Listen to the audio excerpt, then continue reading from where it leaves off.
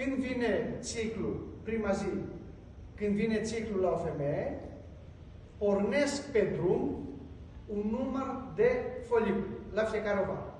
Foliculul este acel, pot să zic, casa ovocitului. Ovocitul este materialul genetic feminin. Adică este locul unde crește, se maturizează ovocitul. Deci, la prima zi de menstruație pornesc pe drum un număr de foliculi.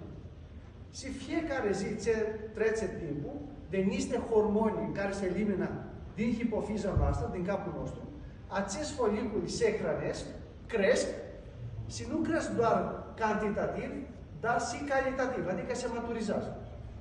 Și când aproximativ în a 14 zi a ciclului menstrual, acest folicul se sparge de niște hormoni care tot se elimină de la hipofiză și se elimină ovocitul, care este captat de trompă. Adică și stă acolo și așteaptă.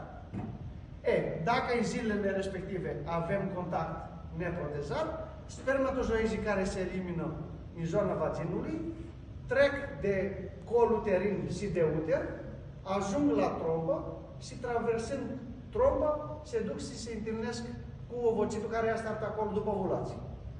Și unul dintre spermatozoizi pur și simplu fecundează ovocitul respectiv.